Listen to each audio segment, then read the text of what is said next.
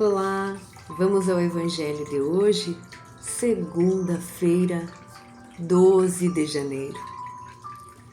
Vamos fechar os nossos olhos e levar o nosso pensamento a Deus, nosso Pai de amor,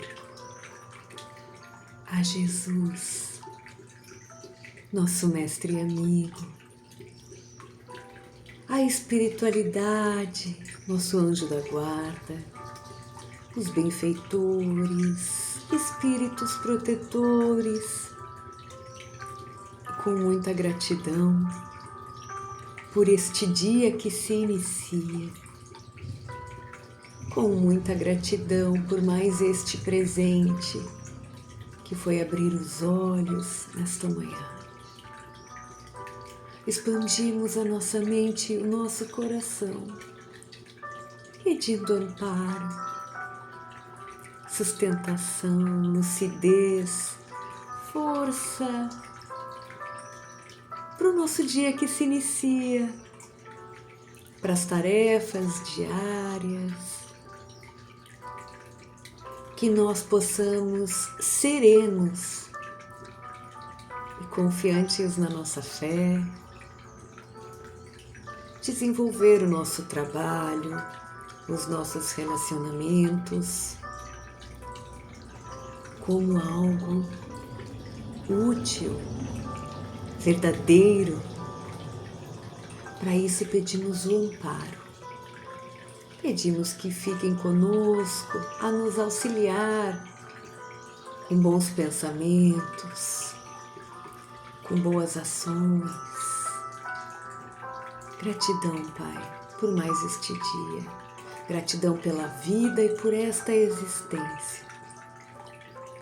Gratidão pela nossa família, pelo nosso trabalho, pelo nosso lar e por este momento.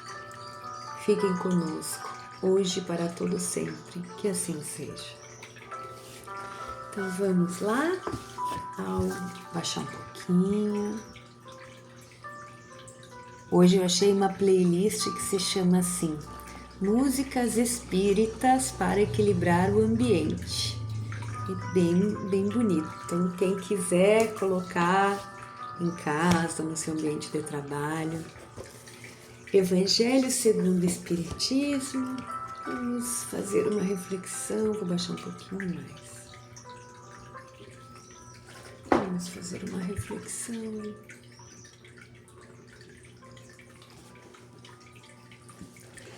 Então vamos lá. Capítulo 12, amem os seus inimigos.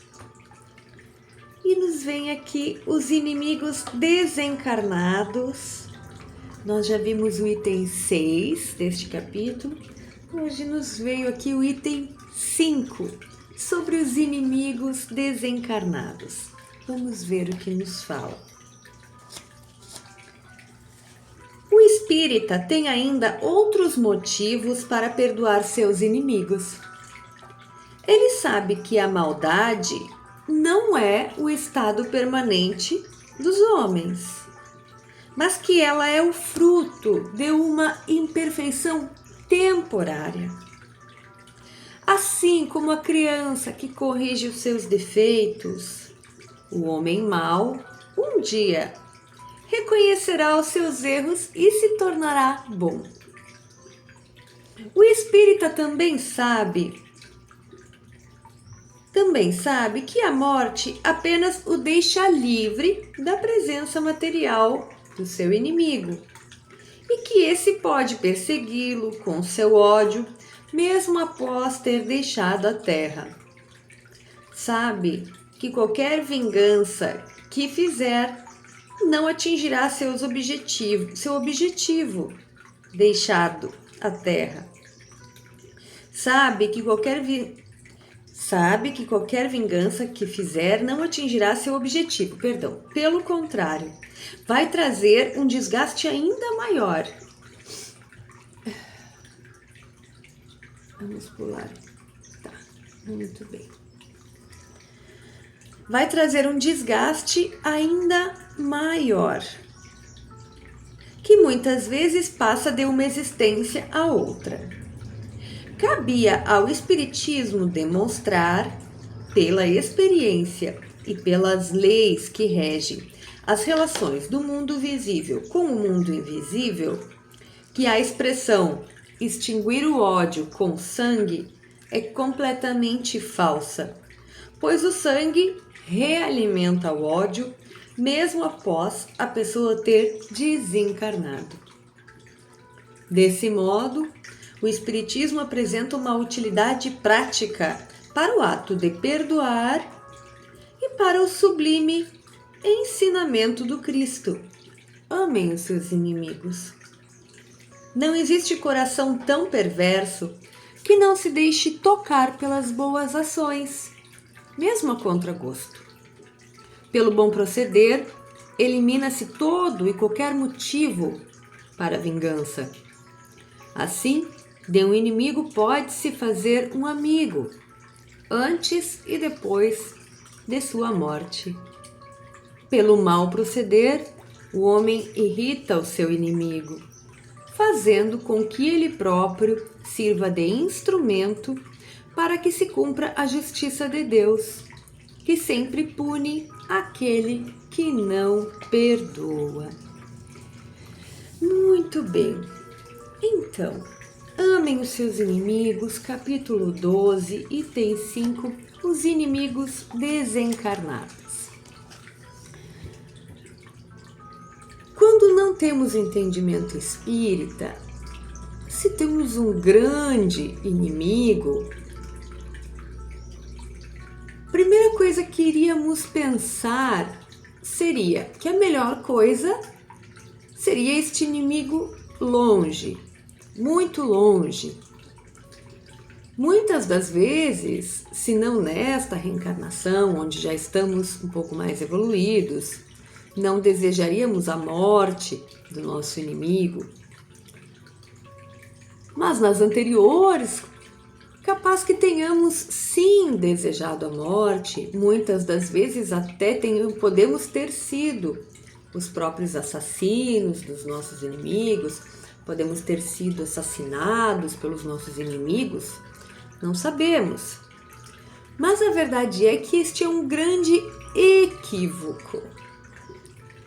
Porque pensemos bem, se estamos presos neste corpo pesado, material, e mesmo assim conseguimos fazer tanto mal se quisermos, e receber tanto mal dos nossos inimigos, imaginem um dos inimigos desencarnado, com tanta ou mais liberdade que encarnado, para atrapalhar, para inspirar, para perseguir.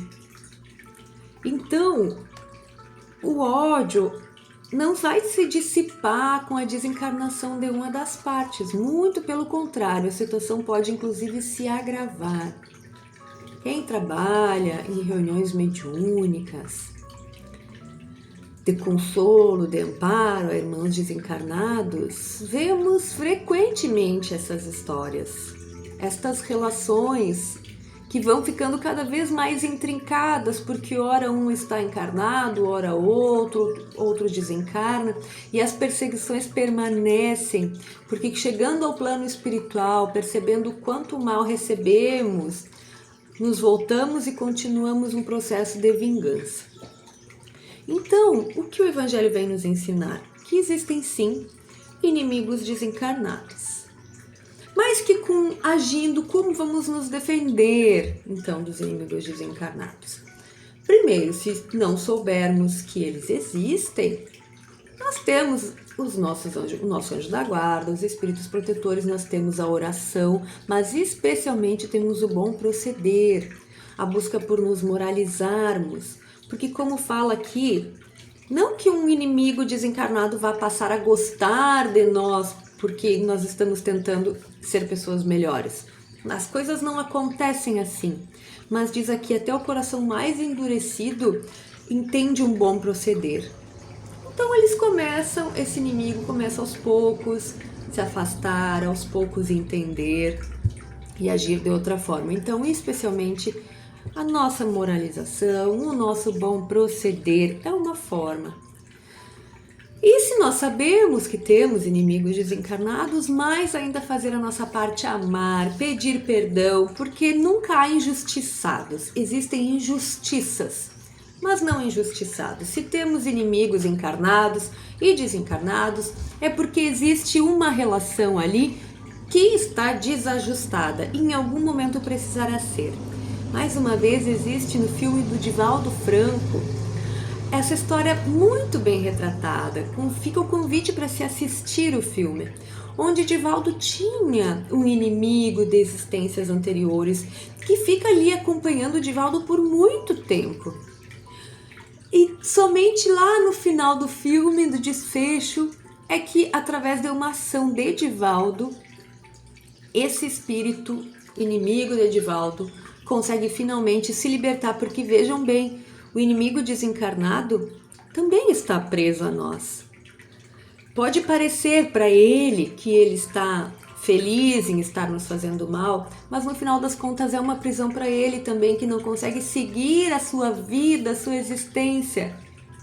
Então vamos, depois deste momento em que tomamos consciência disso, o que nós podemos fazer? Cultivar as nossas relações aqui. As dos inimigos desencarnados, vamos fazer isso, bem proceder, orar, pedir perdão, mesmo que a gente não saiba quem é, mesmo que a gente não saiba se tem. Mas vamos cultivar as nossas relações aqui, de encarnados para encarnados, para que isso não venha a acontecer, porque um dia vamos desencarnar, as pessoas com quem temos desavenças vão desencarnar e essas inimizades irão prosseguir para o plano espiritual. Portanto, vamos cuidar aqui e agora das nossas relações. Quem puder, se porventura tu tiver alguma inimizade a esse ponto de poder chamar de inimigo, pense, reflita se não há alguma possibilidade de perdão. Quem sabe se não é hoje o dia se não for hoje o dia de conversar, hoje é o dia de começar a refletir sobre isso. Infelizmente vemos tantos irmãos contra irmãos ainda hoje, às vezes pais contra filhos. Vamos começar a pensar sobre isso. Profundo, não é mesmo? Vamos a uma pergunta do Livro dos Espíritos. Vamos ver o que nos vem. Sobre as ocupações e as missões dos espíritos. Pergunta 568. Os espíritos que possuem missões a cumprir, o fazem quando estão encarnados ou quando estão desencarnados? Então esta foi a pergunta de Kardec. Vamos ver o que os espíritos responderam. Os espíritos cumprem suas missões em ambos os estados. Para certos espíritos desencarnados, cumprir uma missão é uma grande ocupação. Então, quando o espírito está em uma missão, tanto ele vai desenvolver, cumprir essa missão encarnado quanto desencarnado. Nós já sabemos que a vida continua, que nós continuamos nos nossos... Se nós não estivermos muito perdidos na nossa existência, vamos continuar cumprindo a nossa missão. No plano espiritual, nos organizamos, reencarnamos, continuamos cumprindo a nossa missão. Simples assim. E ele diz aqui, ó, para certos espíritos desencarnados, cumprir uma missão é uma grande ocupação. Porque não existe ociosidade no plano espiritual. Não é mesmo? Continuamos trabalhando, algo nós continuamos fazendo. Se não for para o bem, infelizmente será para o mal, será na ociosidade, nos vícios mesmo no plano espiritual. Mas, para quem quiser se ocupar, tem muitas coisas boas. Então, como fala aqui, para alguns desencarnados, cumprir a sua missão, continuar buscando cumprir sua missão, é uma grande ocupação, é uma alegria, uma satisfação. Vamos encerrar então?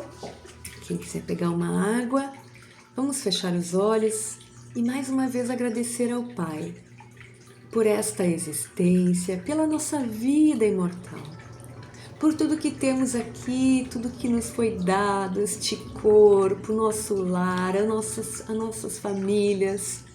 os nossos amores, nossos trabalhos, nossos talentos e até as nossas dificuldades, porque são elas que nos ensinam a melhorar. Gratidão, mestre e amigo, por caminhar conosco. Gratidão por nos enviar estes espíritos de luz, nosso anjo da guarda, espíritos protetores, que eles possam estar conosco, hoje e para todo sempre. Que assim seja. Tchau, tchau.